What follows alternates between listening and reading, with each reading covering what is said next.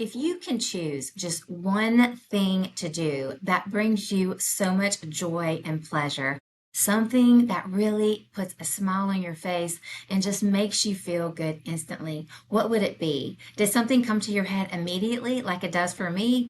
Or do you need to sit with it for a moment? Do you need to go to Google or AI? Or do you need to ask some friends or family, hey, what do you do for fun?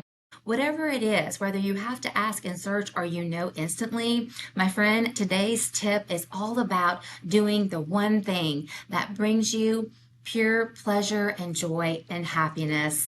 Why is it important to do one thing that brings us joy? Well, besides the obvious, in that we should want to bring joy into our life, another non obvious thing is this: when we do things that make us happy, not only does it help to release the happy hormones like dopamine and serotonin and norepinephrine, but it also boosts our confidence, whether we are really good at it or we are just so so. It's not about the level of talent or gift we have in this one thing, but rather, what is it? How do I feel when I'm doing it? And then what is the after result? I will use myself as an example. I absolutely love to dance. When I was a little girl, I wanted to be a professional dancer. In hindsight, could I have done it? Yeah, I really do think I could have. But did I? No, didn't turn out that way. But here's what I did instead. When I turned 40 years old, I had just gotten out of a long term relationship. And the whole time that he and I were together, I wanted to learn how to salsa dance, how to bachata, how to merengue. And it just never happened. So at 40 years old, when I found myself single, I said, you know what? I have always wanted to learn that style of dancing.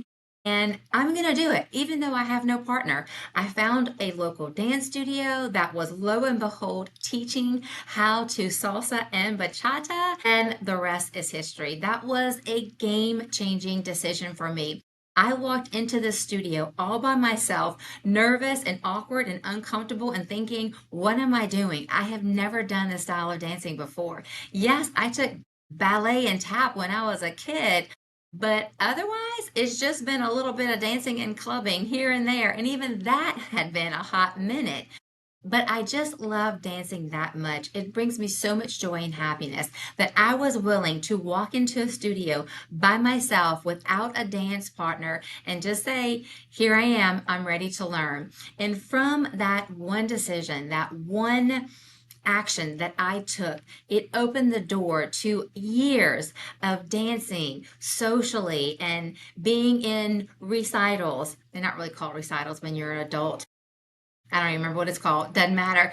But I actually like met people. We went to Dallas and Houston and New Orleans to all these salsa congresses, and I met all of these people and just have some of the best memories. And even now at 55, I don't dance nearly as much as I want to or I desire to, but it's still within my heart. And every now and again, I will dance in my car, right? I'll play some bachata or some salsa music in the car and I'll just kind of shimmy in my seat. Or every now and again, I might even do a little something something in the house. But the point is, I do it because I love it.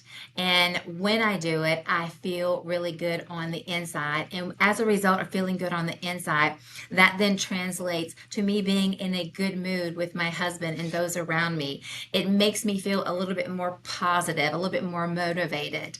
Do one thing that brings you just pure joy and pleasure.